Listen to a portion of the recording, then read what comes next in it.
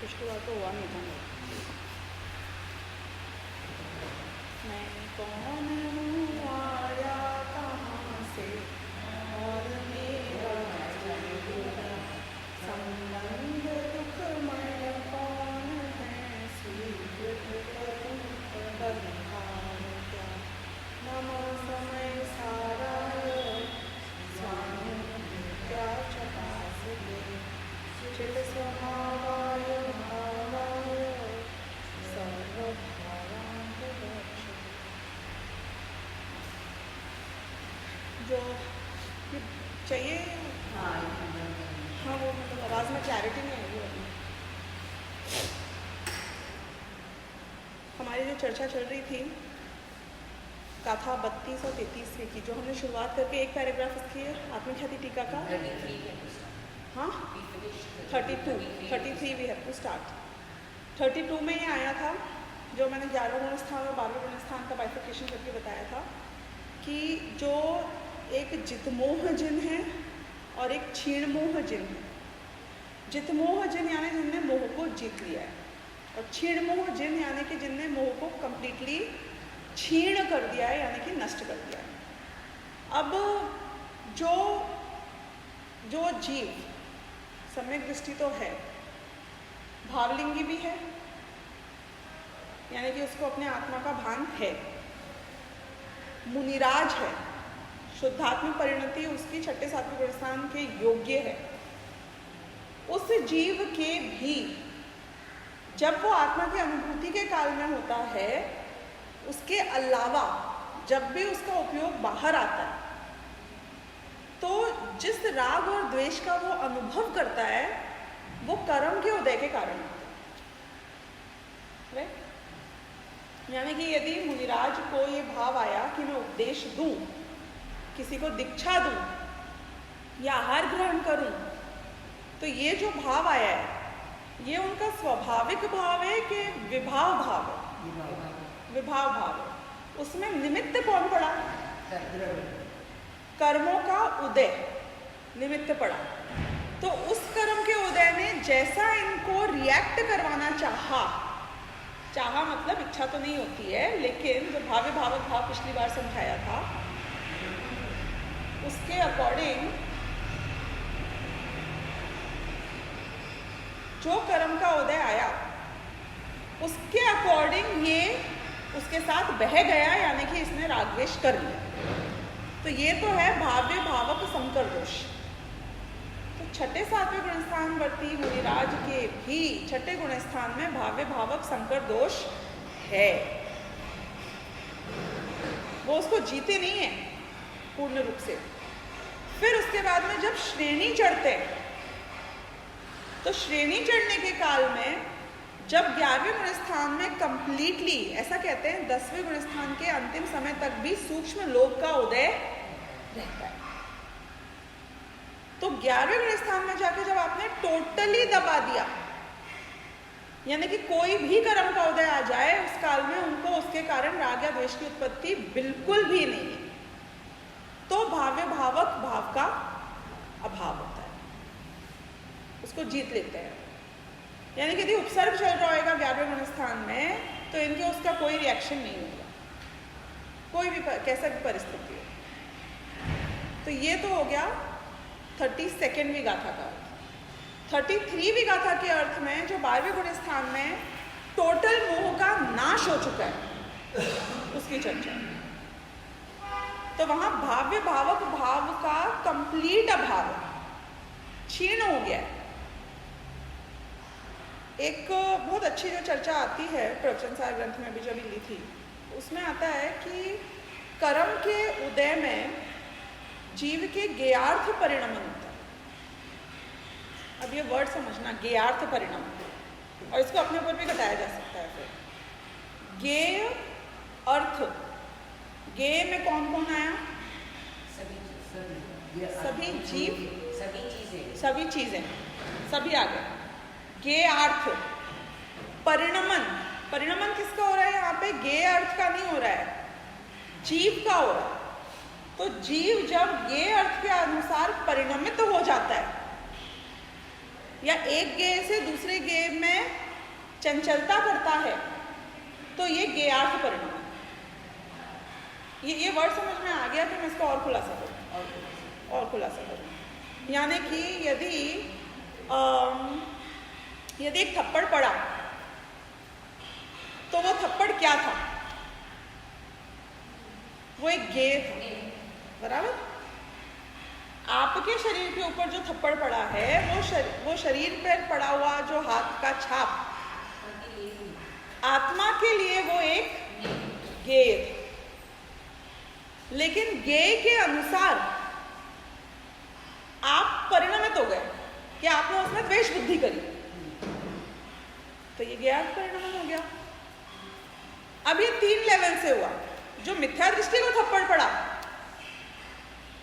तो मिथ्या दृष्टि ने उसमें हेय बुद्धि रखी, लगी हो चाहे नहीं लगी हो उससे मतलब नहीं है, लेकिन मेरा अपमान कर दिया है, ये ऐसे होता है, लग गई है मुझे, तुम्हारी हिम्मत कैसे हुई, ये सब हेय बुद्धि थी। एकत्व, ममत्व, कर्तृत्व, भोक्तृत्व रूप था।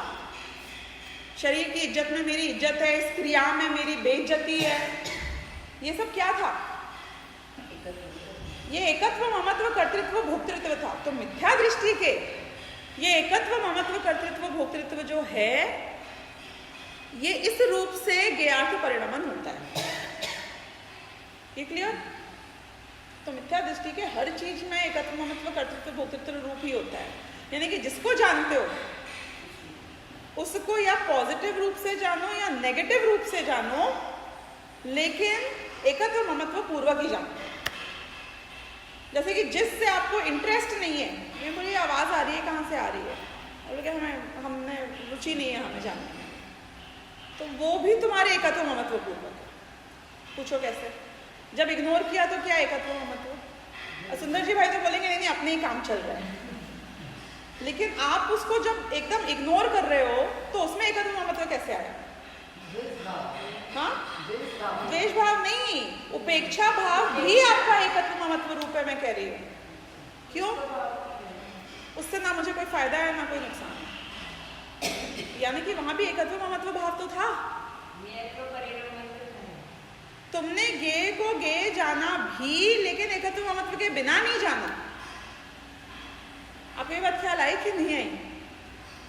जिन चीजों को हम रिजेक्ट कर देते हैं या कंप्लीटली इग्नोर कर देते हैं, वो भी मुझे फायदा कर नहीं सकती है अभी, लेकिन वैसी होती तो फायदा करती। वो एकत्व, ममत्व का परिणाम हमारा इंटैक्ट हर चीज में, जो इम्पैक्ट करे भी और नहीं करे भी।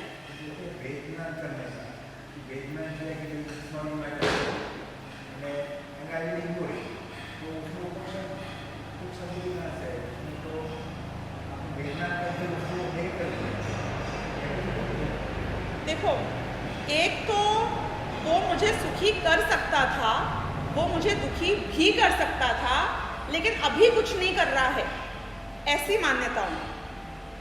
और एक ऐसी मान्यता होना कि ये तो मुझे सुखी दुखी कर ही नहीं सकता है। इन दोनों में जमीन आसमान का फर्क है। चक्रवर्ती है, 2 चक्रवर्ती है, एक छायक सम्यक दृष्टि और एक मिथ्या दृष्टि। दोनों 6 खंड के राज्य को जीत रहे हैं, दोनों 96,000 शादियां कर रहे हैं, दोनों की ही युद्ध में एक बूंद खून की नहीं बह रही है। वो भी सुनना, ऐसा नहीं है मिथ्या दृष्टि चक्रवर्ती के तो बहुत खून खराबा होता है और सम्यक दृष्टि चक्रवर्ती के एक बूंद खून नहीं बहती है।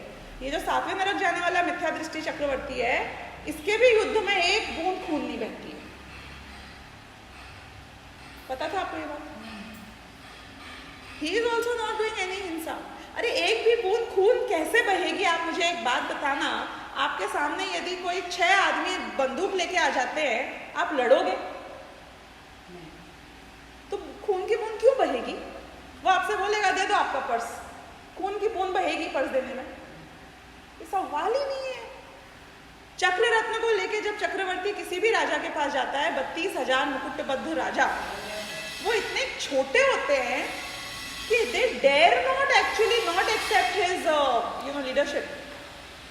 वो जाता है और वो मान जाते हैं, सीधे स्वीकार हो जाता है। तो खून की बूंद तो तब बहेगी ना जब कुछ करा जाए। और चक्रवर्ती का जो पावर है वो उसकी सेना में नहीं है खाली, उसके स्वयं के शरीर में भी है। He is himself also that strong. तो ना इंटरनली और ना एक्सटर्नली कहीं भी खून की बूंद नहीं बहती है। तो अब हमने बात की कि आचरण में से अहिंसा थी कि हिंसा थी, दोनों की। एक है छायक सम्यक दृष्टि, एक है मिथ्या दृष्टि। इनके आचरण में, इनके 6 खंड को जीतने में, जीतना मतलब लड़ाई करना, आपकी वस्तु को मैं आके छीन लूं, मैं बोलूं कि ये जो मकान है ना सुंदर जी भाई, बस रहना आप ही मेरे नाम कर देना इसको, बस बाकी मैं कुछ नहीं करूंगा, आप ही कोई मेंटेन करना है, रहना है, जिंदगी भर संभालना है, सब करना है, बस नाम मेरे है, ये मेरा चलेगा इसके ऊपर जो भी है। क्या हुआ था रजवाड़ों के साथ में इंडिया में? गवर्नमेंट ने आके क्या बोला आफ्टर इंडिपेंडेंस कि ये सब गवर्नमेंट प्रॉपर्टी है, होटल की तरह तुम रन करो, तुम रहो, सब करो, but now it is our property, आप खुशी खुशी दे दो। कोई आदमी खुशी खुशी नहीं दे सकता है, यानी कि जोर जबरदस्ती तो हुई है सबके साथ। और पता है कितने बच्चे होते होंगे चक्रवर्तियों के? 96,000 रानियां हैं तो, लेकिन चक्रवर्ती का राज्य जिस क्षण उसकी मृत्यु होती है या जिस क्षण वो दीक्षा ले लेता है, उसी क्षण वापस 32,000 टुकड़ों में विभक्त हो जाता है। ये पता है कि नहीं पता? नहीं पता है। मतलब पता है अब जो मैंने बोला उसका, जिस क्षण वो राजा गया, मर गया या दीक्षा ले ली, उसी क्षण ऐसा नहीं है कि वो बोलेंगे कि ये चक्रवर्ती चला गया है तो अब इसके बच्चे हमारे राजा हैं। उसी क्षण सारे के सारे इंडिपेंडेंट हो जाते हैं। The king is gone. We don't follow anybody else. We only followed him. He is gone, so now we are free. So the Jharkhand, everything becomes like a separate. Absolutely. Independent. जैसा पहले था चक्रवर्ती के, वैसे ही चक्रवर्ती के बाद होगा। They become independent states again. Once again they are back. जिसका मतलब क्या निकला मुझे बताओ? कि जब चक्रवर्ती के काल में वो चक्रवर्ती के अंडर में थे तो वो दिल से थे, वो उसके पावर के कारण नहीं थे। अगर रहते तो बाद में भी रास्ता, तो बाद में उसके बच्चे को मानते, तो चक्रवर्ती का पुण्य चक्रवर्ती के साथ ही चला जाता। उसके बच्चों को कभी नहीं मिला आज तक। फिर तो उसके बच्चों का अभी छोटा मोटा राज्य हो, उसके ऊपर भी आके सीज कर लेना। तो इसका मतलब है कि वो 32,000 जो मुकुटबद्ध राजा होते हैं, मुकुटबद्ध मीन्स इट्स नॉट जो संभाल रहा है एक particular area of a certain zone को। मुकुटबद्ध यानी कि दे वर रियल इंडिपेंडेंट किंग्स, जो सब इनके अंडर में आते हैं और फिर वापस फ्री हो जाते हैं। तो मेरी बात चल रही थी कि एक सम्यक दृष्टि चक्रवर्ती और एक मिथ्या दृष्टि चक्रवर्ती। दोनों के केस में जो 6 खंड का जीतना हुआ वो बिना हिंसा के हुआ। हाँ? द्रव्य हिंसा के बिना हुआ, एक बूंद भी खून तो नहीं बही। ठीक है। जो ये मिथ्या दृष्टि था वो गया 7वें नरक। सम्यक दृष्टि ने तो त्याग दिया, मुनिराज बन गया, तो वो अलग बात है, चलो। पर ये गया 7वें नरक, क्यों गया मुझे है? क्योंकि उस 6 खंड में सुख बुद्धि, उपादेय बुद्धि, एकत्व, ममत्व, कर्तृत्व और भोक्तृत्व इसके पूरे था थ्रू आउट डे 1 से लेके डे एंड तक। और इसके डे 1 से लेके सम्यक दृष्टि के डे 1 से लेकर वो उसमें मानता था कि मैं जीत तो रहा हूं, लेकिन ये 6 खंड का वेल्थ भी मुझे सुखी कर सकता। बहुत ही डिस्कनेक्टेड होके, डिटैच्ड होके, किसी भी पल ये सब खत्म हो सकता है, ऐसा मानकर उन्होंने उस जीवन को दिया।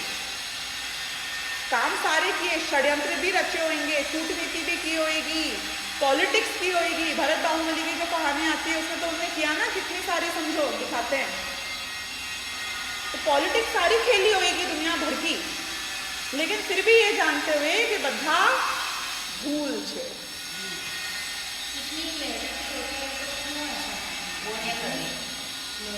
भाव्य भावक संकर दोष के कारण यही समझना कि एक मैंने मिथ्या दृष्टि का उदाहरण दिया कि उसके एकत्व ममत्व है। सम्यक दृष्टि के जब एकत्व ममत्व कर्तृत्व भोक्तृत्व तो नहीं है, लेकिन फिर भी जो कर्म का उदय आता है उसकी कमजोरी के कारण वो उसके अनुसार राग द्वेष करता है और सुख दुख हो जाते हैं उसके, ये उसकी कमजोरी है। तो ये सम्यक दृष्टि को लेकर वहां से मुनिराज तक की बात करें तो मुनिराज भी जो राग द्वेष रूप परिणमित हो रहे हैं किसी भी कर्म के उदय में, क्योंकि राग द्वेष का अनुभव ये कर्म के उदय का अनुभव है। ये लाइन दिमाग में बिल्कुल परमानेंट सेट कर लो। राग द्वेष का जो अनुभव करते हैं हम, राग द्वेष रूप बंध का जो अनुभव करते हैं, ये आत्मा के स्वभाव का अनुभव नहीं है, ये कर्मांशों का अनुभव है, कर्म का अनुभव, कर्म के उदय का अनुभव। तुम पुद्गल को भोग रहे हो, जीव को नहीं भोग रहे हो।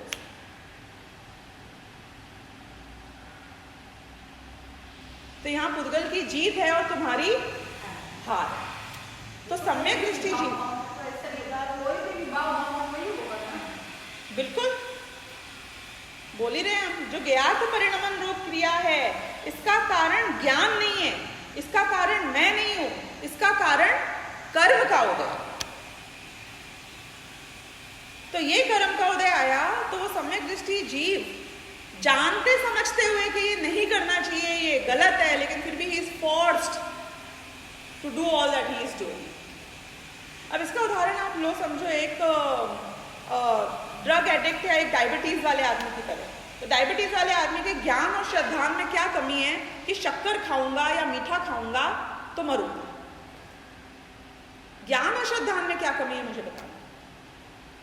एक तो बेवकूफ, ना उसे पता है कि डायबिटीज है, ना उसे पता है कि शक्कर से नुकसान होता है, तो वो तो शक्कर को बहुत बढ़िया मानकर उपादेय बुद्धि के साथ में कि भैया मिठाई खाना चाहिए, खा लो, और खा लिया उसने। उसकी बात तो छोड़ दो अभी, उसमें तो आपको कंफ्यूजन ही नहीं है। मिथ्या दृष्टि के आपको मोह राग द्वेष में कंफ्यूजन नहीं है। सम्यक दृष्टि को, यानी कि जिस जीव को डायबिटीज है और उसको ये बात पता है कि ये खाऊंगा तो मरूंगा, डॉक्टरों ने बता दिया है, दिख रहा है, सब समझ में आ रहा है, तो ज्ञान और श्रद्धान के उल्टे होते हुए राग के प्रेशर में आके जीव उल्टा कार्य करता है कि नहीं करता है। ये इच्छायक सम्यक दृष्टि के साथ भी हुआ जो चक्रवर्ती था। अब ये बताना कि उस जीव की, डायबिटीज वाले जीव की शक्कर में हेल्थ बुद्धि है, उपादेय बुद्धि है कि हे बुद्धि? 100% हे बुद्धि है कि डाउट था थोड़ा बहुत भी कि 100% था ये खाऊंगा, ये नुकसान करेगा, मैं मरूंगा। 101% विश्वास पक्का है, लेकिन उसका कंट्रोल नहीं है। तो ये सम्यक दृष्टि जीव के कंट्रोल नहीं है। साफ पता है मैं ये करूंगा, ये राग द्वेष कर रहा हूं, ये इसमें कोई सुख नहीं है, ये सब चीजें पर हैं, ये सब गे हैं, इससे कुछ नहीं होता, कंट्रोल नहीं होता। अब वो कंट्रोल किसने छीना तुमसे? कर्म के उदय में जो तुम्हारी स्वयं की कमजोरी है, मतलब कर्म का उदय तो निमित्त है, अंदर से कमजोरी हमारी है। कि तुमने बोला, अब देखना बहुत सही घटित होएगा ये डायबिटीज वाले पे, कि उनने बोला कि मैं डाइनिंग टेबल पे आके बैठता हूँ, टेबल के ऊपर रसगुल्ले, लड्डू, बर्फी, सारी मेरी पसंद की चीजें लाके रख दो। अब मैं क्या करूँ बताओ? मुझे पता है मुझे नहीं खाना चाहिए, मैं रोज डाइनिंग टेबल पे बैठता हूँ तो मेरी थाली में दे देते हैं लौकी की सब्जी बिना मसाले वाली और बिना घी की रोटी, और बाकी पूरे ऐसे स्प्रेड लगा देते हैं बुफे की तरह सारी मिठाइयों का। क्या करूँ मैं? ये सही है कि ये गलत है? चलो, तो बोले तुम नहीं दिखाते मुझे तो मैं नहीं खाता। तुम मेरे सामने दिखा दिखा के भी रखो और एक्सपेक्ट करो कि मैं उसे देखूं, उसके सामने बैठूं 2 घंटे तक और फिर भी एक को छू नहीं, ये कैसे हो सकता है? तो मुझे बताना कि वो लड्डू, पेड़े, रसगुल्ले वो जीव थे कि पुद्गल थे? यानी उनकी कोई इच्छा थी? उनने वो कुछ किसी को फोर्स कर सकते हैं, किसी पे प्रेशर डाल सकते हैं, किसी को कंट्रोल कर सकते हैं, लेकिन कर रहे हैं, तुम्हारी इच्छा को कंट्रोल कर रहे हैं। Even in our cupboard we keep नमकीन and जैसे नमकीन नाश्ता रखते हैं, नहीं पता है नहीं खाना है, तो आजकल क्या करते हैं, रखते ही नहीं, कि नहीं रहेगा तो मन ही नहीं करेगा। राइट नहीं तो आगे चलते अगर लेके राइट तो एग्जैक्टली रखते नहीं कि रहेगा तो फिर मन करेगा। बिल्कुल कबर्ड खोल के भी मतलब इतनी मेहनत हाँ हाँ हाँ मैंने शायद यहीं पे आपको थोड़ा टाइम पहले ये उदाहरण बताया था कि वो बच्चे का डॉटर का कि उन्होंने बोला कि तुम घर पे रखो मत। अब मैं ये बोल रही हूँ कि वो वस्तुएं तुम्हें कैसे प्रेशर कर सकती हैं। वो लड्डू मेरा हाथ पकड़ के मुझे बोल रहा है कि खा, मुझे खा, कि कुछ नहीं कर रहा है तो पुद्गल है, कर्म पुद्गल है। अब मैं लड्डू को दोष दूं कि लड्डू को देख के मेरे अंदर जो कमजोरी है उसको दोष दूं, मुझे ये पता कि नहीं, मैं तो लड्डू को दोष दूंगा। क्यों? कि लड्डू मेरे सामने नहीं होता तो मैं नहीं खाता ना, मैं तो लड्डू को दोष दूंगा। तो लड्डू को दोष देना सही है कि गलत है? ये तो दुनिया की कितनी चीजों को कहां कहां कंट्रोल कर सकता है। कुछ और होगा, तुम कौन से लंगड़े हो, तुम अभी दुकान नहीं चले जाओगे, कोई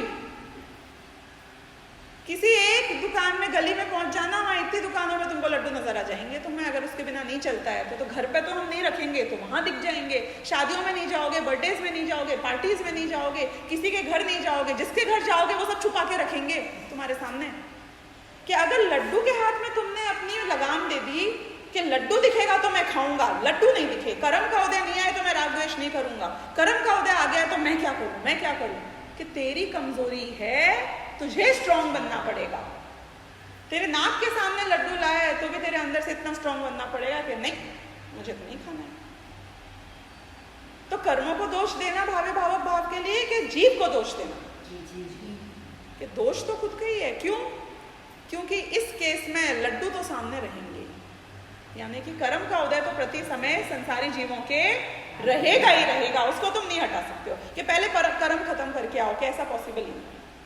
कर्म का उदय प्रति क्षण रहेगा, तेरे सामने लड्डू ही घूमेंगे पूरे टाइम, और तुझे नहीं खाना है, ये प्रैक्टिस करनी है। तो दोष किसको देना है? कि खुद को देना है। इसका कारण किसको मानना है? कि खुद को मानना, कि गलती मेरी है। तो भाव्य भावक भाव का अभाव कब होता है? कि अनुकूलता प्रतिकूलता तो चलती रहेगी संयोगों में। जो मुनिराज बना है, जो जंगल में जाके बैठा है, उसको वो अपेक्षा करे कि सारे संयोग अनुकूल होंगे, उस दिन मैं अंतर मुहूर्त में निकल जाऊंगा। तो ऐसा तो कोई क्षण आना ही नहीं है। एक बात बताना, अगर गलती से आप शाम के टाइम किसी गार्डन में भी पहुंच जाते हो, मच्छर काटते हैं कि नहीं काटते? तो आप बोलते हो फुल कपड़े पहन के जाएं और वो स्टिकर्स लगा के जाएं और ओडोमॉस लगा के जाएं। मुनिराज के कितने फुल कपड़े होते हैं, और जंगल में मच्छर होते होंगे कि नहीं होते? मच्छर क्या भांति भांति के जीव होते हैं, छोटे छोटे से रेंगने वाले, करोचने वाले, चींटियां, मकोड़े, spiders of the world, so many things. तो मुझे एक बात बताना कि कोई भी मुनिराज 5 मिनट भी बिना कोई प्रतिकूल संयोगों के शांति से बैठ पाते होंगे क्या? Is it like practically possible कि आप जंगल में बैठो नग्न दिगंबर होके, मौसम इतना परफेक्ट होगा कि ना थोड़ी सी भी गर्मी नहीं, थोड़ी सी भी ठंडी नहीं, मौसम परफेक्ट हो सकता है इतना जंगल में? कीड़े मकोड़ों से परफेक्शन हो सकता है? और तो और छोड़ो, जिस पत्थर के ऊपर वो बैठे हैं वो कड़क होता होगा, एकदम ऐसा समतल होता होगा उनके लिए परफेक्शन के साथ में, कि उसमें भी ऊपर नीचे कुछ ना कुछ होता है। तो अनुकूलता की यदि आप बात कर रहे हो, तो अनुकूलता, संपूर्ण अनुकूलता तो उनको एक समय के लिए नहीं होती है, हो ही नहीं सकती है। और उनके शरीर और आपके शरीर में क्या फर्क है? तुमको तो थोड़ा सा मौसम बदलता है, छींकें आ जाती हैं, खांसी जुकाम हो जाता है, तबीयत खराब हो जाती है, सिर दुख जाता है, पाँव दुख जाता है, उनकी बीमारियां नहीं होती होंगी वहां पे।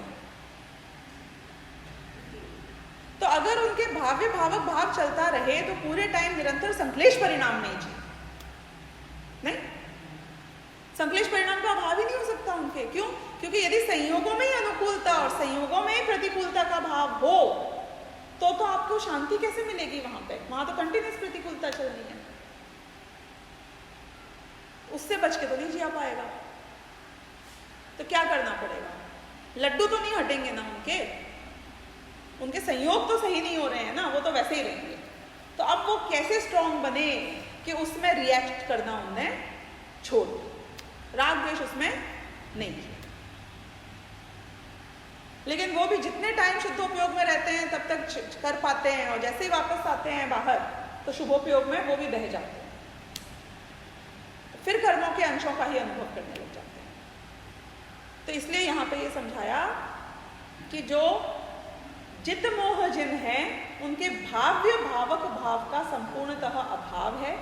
ये ज्ञार्थ परिणामन जो मैंने आपको समझाया, वो जो मिथ्या दृष्टियों के होता है वो एकत्व, ममत्व, कर्तृत्व, भोक्तृत्व रूप होता है। जो सम्यक दृष्टि होते हैं उनके राग द्वेष और सुख दुख की भावना रूप होता है, और जो छदमस्त होते हैं लेकिन पूर्ण वितरागी होते हैं, यानी 11वें और 12वें गुण स्थानवर्ती जिनकी चर्चा यहाँ पे आई है, उनके मात्र अस्थिरता रूप होता है, और उस अस्थिरता से इसको फर्क नहीं पड़ता है, क्योंकि भाव्य भावक भाव का वहां पे टोटली अभाव। तो 32वीं गाथा में ये बताया कि मैं इसको मोह को जीत लिया। मोह मतलब, एक बार रिवाइज करवा रही हूँ, मोह मतलब कौन? हाँ, मोह के दो भेद बताओ। तो दर्शन मोह तो चौथे गुण स्थान तक ही खत्म हो चुका था, लेकिन चारित्र मोह को भी कंप्लीटली जीत लिया है 11वें गुण स्थान, और 12वें गुण स्थान में मोह को छीण कर दिया है, यानी कि चारित्र मोह को कंप्लीट नाश कर दिया है। चारित्र मोह का नाश कर दिया है कि अब राग द्वेष की उत्पत्ति रंच मात्र भी नहीं रहेगी। दबाने को ही जीतना बोला है। जित मोह जिन यानी जिसने मोह को जीत लिया है, पर अभी छीण नहीं हो पाया है, दबाया। छीण मोह जिन यानी कि कंप्लीटली कर लिया है। तो अब इसके बाद मैं अगली वाली ये पढ़ रही हूँ। पहला वाला हमने पैराग्राफ पढ़ लिया था ना पिछली बार, सेकेंड वाला पेज नंबर है 301।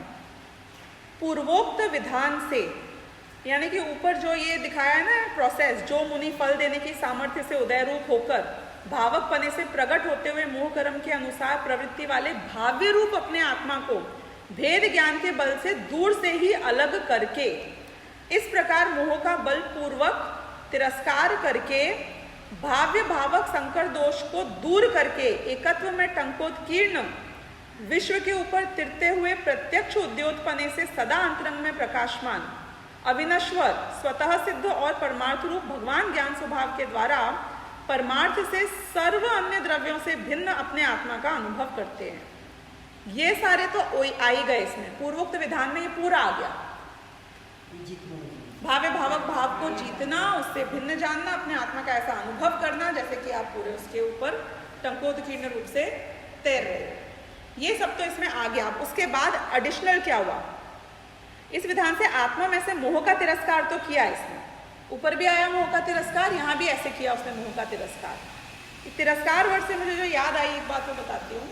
प्रवचन सार की में टीका में हमने बहुत बढ़िया एक जो लाइन लिखी है वो लिखी है, ये जीव शुद्धोपयोग का तिरस्कार करता है और उसकी सजा इसे अनंत संसार मिलती है। कितनी बढ़िया लाइन है। तिरस्कार मतलब पता है आपको क्या बोलते हैं आपकी भाषा में? है अरुचि नहीं, तिरस्कार करने में जो भाव है, जो तीव्रता है, जो तीक्ष्णता है, जो रूडनेस है, रूथलेसली उसको खत्म करना, उसको कंप्लीटली मतलब इसको तिरस्कार कर दिया। हाँ, बेइज्जत करके, रिस्पेक्ट नहीं दिया, इंसल्ट करके त्याग दिया, उसे बोलते हैं तिरस्कार करना। किसी ने किसी का तिरस्कार किया, यानी कि ऐसे नहीं कि मैं तुम्हें छोड़ता हूं, नॉट एमिकेबली, यानी कि बेइज्जत करके छोड़ दिया, रिस्पेक्ट ही नहीं दी उसको, शुद्धोपयोग को तुमने रिस्पेक्ट नहीं दी, इसलिए अनंत संसार की तुम्हें सजा मिली। तिरस्कार करना था किसका? मोह का। उसको तो रिस्पेक्ट देते रहते हो, नहीं इंद्रिय ज्ञान थोड़ा तो ठीक है ना, इंद्रिय सुख मजा तो आता है ना, भोगों में लगता तो ठीक है ना, अंदर से फीलिंग तो गुड आती है ना। लोग बहुत रिस्पेक्ट देते हैं तो मजा आता है ना, मान का शायद बुरी किधर है, मतलब कितना अंदर से ऐसा फीलिंग, ऐसे लाइट वाली फीलिंग जो आप आत्मा की बता रहे हो ना, वो जब बहुत लोग आपका सम्मान कर देते हैं तब आती है एक्चुअली में, जैसे on top of the world, light flying, मान कषाय में नहीं उपा देता, लोभ कषाय में नहीं उपा देता। हाँ, पैसे वाले अच्छे के गरीब अच्छे, क्लास नहीं है उनमें। What is class? What is class? लोभ कषाय कोई तो तुम उपादेय मान रहे हो कि नहीं मान रहे हो? जिसके पास ज्यादा परिग्रह है उसे उपादेय मान रहे हो कि नहीं मान रहे हो? जो एम्बिशियस अचीवर्स होते हैं, सक्सेसफुल होते हैं, वो क्या होते हैं? लोभी तो होते हैं। नहीं, मैंने ये प्राप्त किया, मैंने वो प्राप्त किया, बिना लोभ के किया कि लोभ के साथ किया? जितना ज्यादा तुमने प्राप्त किया है उतने बड़े लोभी नहीं हो, जितनी मेहनतों से किया है उतने बड़े लोभी नहीं हो, जितना स्लॉप करके किया है उतने बड़े लोभी नहीं हो। तो अंतरंग से देखा जाए तो उपादेय बुद्धि तो पूरी पड़ी हुई है ना सारी कषायों में। तो तुम तिरस्कार किसका कर रहे हो? शुद्धोपयोग का तो तिरस्कार कर रहे हो, और मोह का तिरस्कार करना चाहिए था तो उसका कर्म। तो हे शुद्धोपयोग के तिरस्कारी जीवों, अपने आत्मा का स्वभाव जानकर मोह का तिरस्कार करो। इस तरीके से ये बात यहाँ पर आई है। पूर्वोक्त ज्ञान स्वभाव के द्वारा, अभी ज्ञान स्वभाव के भी जो सारे यहाँ पे विशेषण बताए थे, एकत्व में टंकोत्कीर्ण, विश्व के ऊपर तिरते हुए, ये सारे यहाँ पे ले लेना। उसके द्वारा अन्य द्रव्यों से भिन्न आत्मा का अनुभव करने से जो आत्मा जितमोह हुआ है। अब मुझे एक बात बताना, यहाँ पे और ऊपर में तो सारा प्रोसेस है, इसमें डिफरेंस क्या है? आप बोलोगे कि भैया बहुत बढ़िया बात है, मोह को जीतने से बेटर है मोह को छीण करना। आप क्या करोगे पुरुषार्थ, ये बताओ, बुद्धिपूर्वक आपका पुरुषार्थ क्या है? आपको क्या करना है इसके लिए?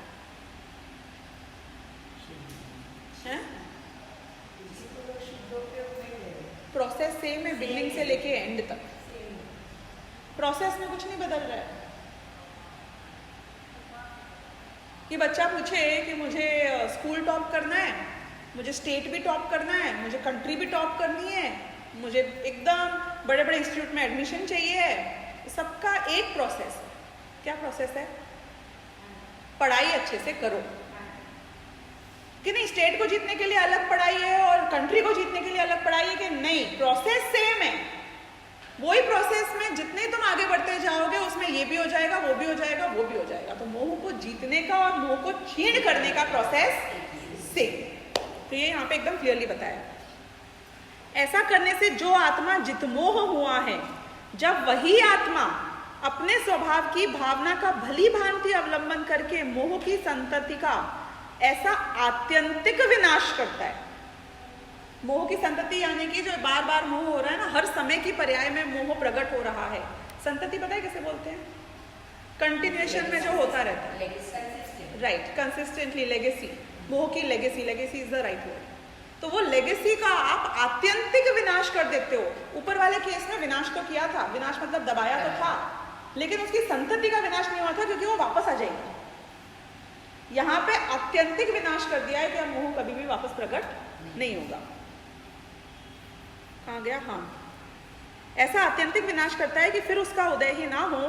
इस प्रकार भावक रूप मोह पूर्णतः क्षीण हो, तब भाव्य भावक भाव का अभाव होने से एकत्व में टंकोत्कीर्ण परमात्मा को प्राप्त हुआ।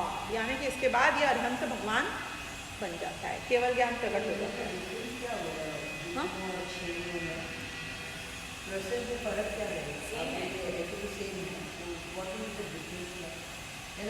प्रोसेस में कुछ डिफरेंस नहीं है, वो यही बताया है। लेकिन पहले जब तुमने ये प्रोसेस किया था तो मोह दबा था, अब जो तुमने प्रोसेस किया है इससे मोह का कंप्लीट नाश हो गया। ये डिफरेंस हुआ। You can't plan what you are doing and how. कर्मों में जो होता है वो होता है। जैसे कि मैं बोलूँ मुझे ना ये क्षयोपशम सम्यग्दर्शन खास पसंद नहीं है, मुझे छाई की चाहिए डायरेक्ट, तो क्या कर सकता है? या औपशमिक में इस बार क्षयोपशमिक हो जाएगा, कुछ नहीं कर सकते हो। तुम तो अपना कार्य किए जाते हो कई कर्म में, कभी उपशम हो जाए, कभी क्षयोपशम हो जाए, कभी छायक हो जाए। कि छायक सम्यग्दर्शन के लिए जो प्रोसेस है और उपशमिक सम्यग्दर्शन के लिए जो प्रोसेस है, तो औपशमिक चारित्र के लिए और छायक चारित्र के लिए जो प्रोसेस है सेम है। तुमको तो शुद्धोपयोग करना है, बाकी सब होता रहेगा। यही बताओ। वह आत्मा क्षीण मोहजिन कहलाता है। ये तीसरी निश्चय स्तुति है, यानी कि 12वें गुणस्थानवर्ती जो होते हैं वही उत्कृष्ट निश्चय स्तुति को प्राप्त। ये बात यहाँ पर आई। तो इस तरीके से ये चैप्टर इन दोनों गाथाओं का पूरा हुआ। इनने बताया कि जो मोह को जीतकर, ये वर्ड है, वैसे तो मोह में मोह राग द्वेष तभी आ जाता है, लेकिन हम अपने कॉन्सेप्ट की क्लैरिटी के लिए मोह को रिप्लेस करें राग से। तो जो राग को जीतकर, जो द्वेष को जीतकर, जो क्रोध को जीतकर, जो मान को जीतकर, जो इंद्रियों को जीतकर, ऐसे हम अलग अलग अपने दिमाग में उसको प्रैक्टिस करके कि जो इन सबको जीतकर इस तरीके से अपनी आत्मा को जानता है, ये सबका जीतना उसमें आ गया और सबका क्षीण होना भी इसमें आ गया। तो ये बात भी यहाँ पर आई है। फिर इसके बाद में 2 कलश हैं अमृतचंद्राचार्य के, उनको मैं क्विकली लेती हूँ and then we will end today because काफ़ी लेट हो गया था आज। सो व्हाई डू यू से जय जिनेंद्र, जिन्होंने जीता से शील इंद्र, ये अभाव। जो जय जिनेंद्र में जो जिनेंद्र शब्द है, ये it's not an adjective, it's a noun. तो हमारे जो भगवान हैं उनको हम जिनेंद्र कहते हैं, जिनेंद्र भगवान, जिन भगवान। So it doesn't it mean कि जिन्होंने इंद्रियों को जीत लिया है? हाँ, इट मीन्स जिसने इंद्रियों को जीत लिया है, लेकिन मोह को छीण करके जिनने इंद्रियों को जीत लिया है। जित मोह वाला जितेंद्रिय यहाँ नहीं गिनना है, वो अब नाउन में हो चुका है। जैसे कि गाय किसे कहते हैं, जो चलती है उसे गाय कहते हैं एज अ वर्ड मीनिंग। गाय मतलब जो चलती है, संस्कृत में जो उसका मीनिंग आता है उसको गाय कहते हैं। तो घोड़ा भी गाय होना चाहिए, तो कुत्ता भी गाय होना चाहिए कि नहीं? अब गाय वर्ड जब नाउन हो गया है तो फिर आप उससे रिलेट नहीं कर सकते। तो जिनेंद्र जो है अब वो नाउन बना देते हैं। ठीक है, तो ये नेक्स्ट वाले का मैं सीधे हिंदी का अर्थ पढ़ रही हूँ। जो पूरा विषय चालू किया था इन्होंने कि निश्चय स्तुति, व्यवहार स्तुति होती है, तो फिर आपने ही शास्त्रों में व्यवहार स्तुति शरीर और आत्मा को एक करके की है, तो अब क्या हुआ? अब आप निश्चय स्तुति में ऐसे क्यों उसको अलग बोल रहे हो? तो इस पूरे प्रकरण का भी यहाँ पे निष्कर्ष आ रहा है। तो निष्कर्ष रूप से वो बताएंगे कि निश्चय स्तुति क्या है और कैसे व्यवहार स्तुति किसे कहते हैं। तो शरीर और आत्मा के व्यवहार में से एकत्व है, किंतु निश्चय नय से नहीं, राइट? इसलिए शरीर के स्तवन से आत्मा का स्तवन व्यवहार से ही कहलाता है, निश्चय नय से नहीं। ये पूरा कंक्लूजन आ गया 306 पेज के ऊपर। जो 27 नंबर का कलश है उसका अर्थ,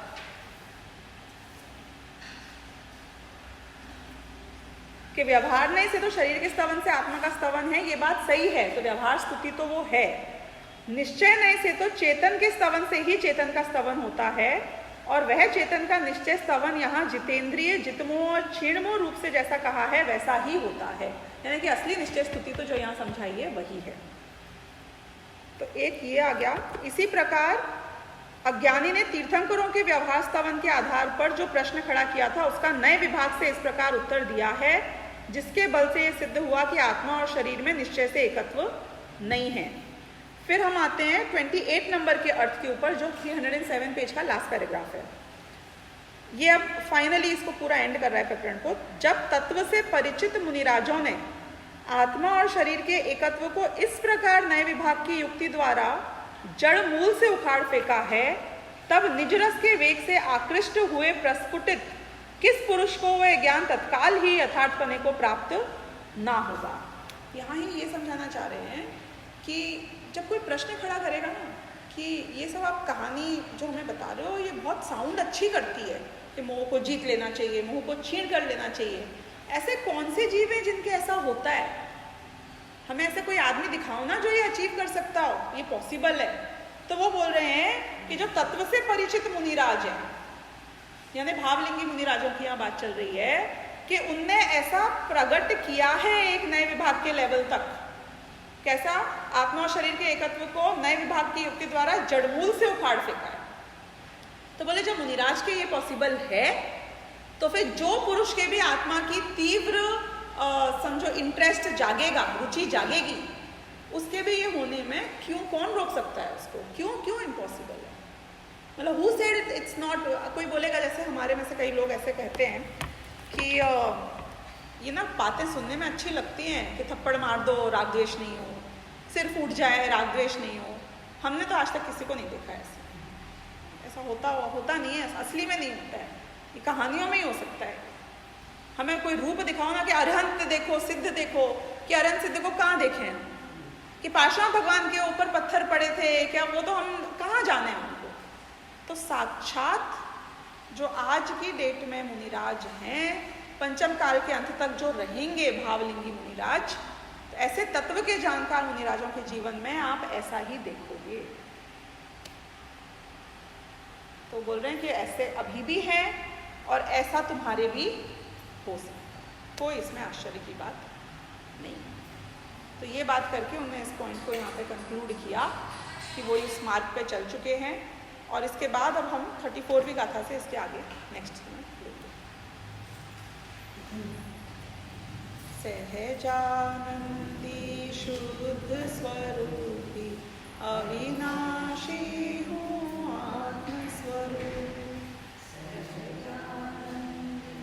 शुद्ध स्वरूपी अविनाशी हूँ आत्मस्वरूप, सहजानंदी शुद्ध स्वरूपी अविनाशी हूँ आत्मस्वरूप, मैं ज्ञानानंद स्वभावी हूँ, मैं ज्ञानानंद स्वभावी हूँ, मैं हूँ अपने में स्वयं पूर्ण, पर की मुझ में कुछ गंध नहीं, मैं अरस अरूपी अस्पर्शी, पर से कुछ भी संबंध नहीं, मैं रंग राग से भिन्न, भेद से भी मैं भिन्न निराला हूँ, मैं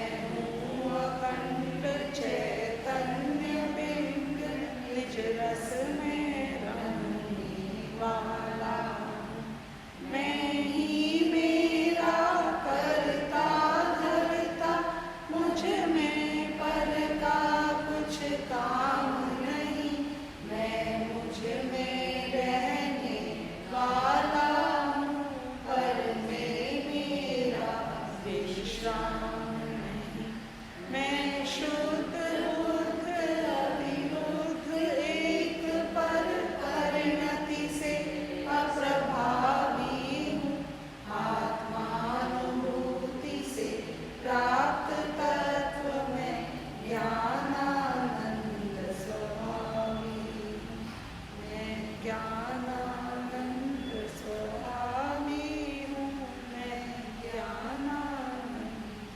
स्वभावी हूँ।